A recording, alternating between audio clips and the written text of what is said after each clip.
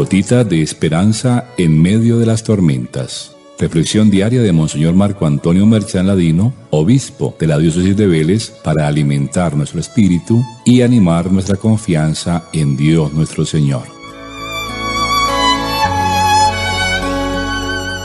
Muy buenos días para todos. En este lunes santo nos encontramos con la cena de Betania, que preludia la última cena. El Señor es invitado a un banquete en su honor. Después será Él quien ofrezca su banquete de amor, en el que el regalo más grande y el alimento más exquisito será Él mismo, entregado por nosotros. San Juan permite que visualicemos el contraste entre el amor silencioso, sincero, agradecido, generoso y hasta adorante de María. Un amor que reconoce al Mesías y lo unge, y el egoísmo bullicioso, desagradecido, hipócrita y apegado al dinero de Judas Iscariote. Vemos representados también el amor de los amigos que lo aman, lo comprenden y lo honran, y el desamor de los adversarios que no lo comprenden y lo ven como una amenaza que hay que quitar de en medio. La pasión de Jesús definitivamente se teje entre las pasiones humanas, a veces tan mezquinas. El banquete es de agradecimiento por el signo de devolver la vida a Lázaro, el amigo por el cual Jesús lloró. La escena está envuelta en una atmósfera cálida, de afecto, de amistad. Esto se demuestra por la presencia de los tres hermanos que aparecen cada uno cumpliendo una misión. Marta, la mujer del servicio, sirviendo a la mesa. Lázaro, el anfitrión, que acompaña a Jesús en la mesa y es signo de que quien cree en el Señor, aunque haya muerto, vive. Y finalmente María, quien se presenta con un frasco de perfume de nardo, puro, genuino, importado, muy costoso. Como subraya el evangelista, estaba hecho con flores de la India que crecen en las altísimas montañas del Himalaya, en Nepal, a más de 4.000 metros de altura. Es decir, era un perfume auténtico, que viene de muy lejos y que viene sobre todo de muy alto. Y esto es significativo, porque así es el amor de Jesús por nosotros. Ella cumple un gesto que desborda de amor por el Señor, amor sin cálculo ni medidas, amor que unge los pies de quien dentro de poco lavará los pies de sus discípulos. Cristo es siempre el que hace todo por los demás, da salud, vista, perdona y restaura la vida. El ser humano, en cambio, no hace nada. Siempre en el Evangelio aparece como beneficiario de sus dones. Muchas veces ni siquiera da las gracias. María, en cambio, será la única persona en todo el Evangelio que hace algo y que da algo a Cristo.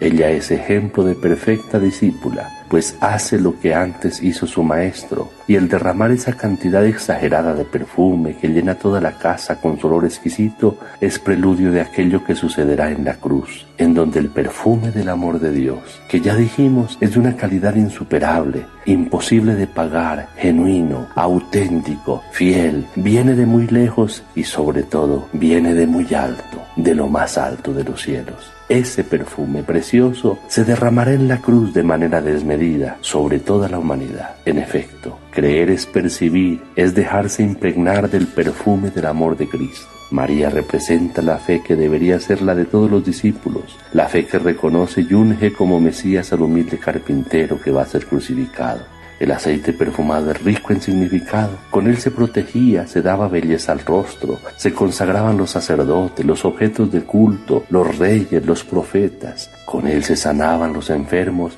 y se embalsamaban los muertos. De manera que el gesto de María reconoce públicamente en Jesús al rey, al sacerdote, al profeta, a la víctima, y unge también al cuerpo que pronto será crucificado. Lo unge mientras todavía está vivo, pues lo que importa no es honrar a un difunto, sino amar al que vive, dejando entrever ya en ella una fe en la muerte y resurrección de nuestro Salvador. El gesto de María parece una locura y un exceso, pero recordemos que la desmedida es la única medida del amor verdadero. En contraste, Judas, quien reacciona negativamente frente al gesto de María, lo considera un despilfarro. Parece que para él la vida misma de Jesús era más barata. En efecto, no olvidemos, lo vendió por 30 monedas nada más. El perfume era mucho más costoso. El egoísta valora más las cosas que las personas, y Judas lo representa muy bien. Para él solo su propia vida vale. La de los demás o es muy barata o no vale nada. El egoísmo, en lugar de donar, roba. En lugar de darse por amor, prefiere dar algo irrisorio a los pobres. Eso sí, a cambio de publicidad o de algún beneficio.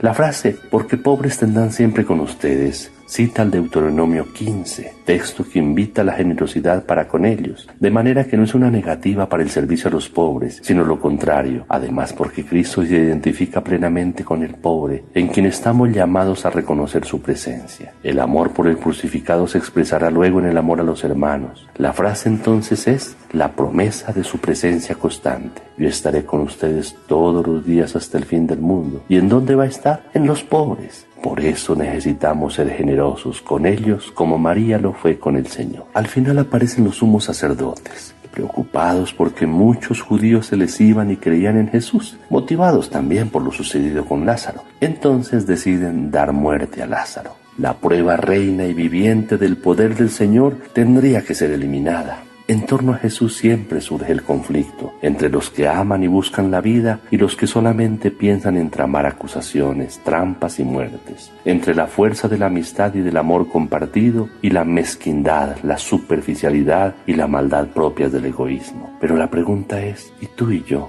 ¿De qué lado estamos? Recibamos la bendición. El Señor esté con ustedes y la bendición de Dios Todopoderoso, Padre, Hijo y Espíritu Santo, descienda sobre ustedes y los acompañe siempre. Amén.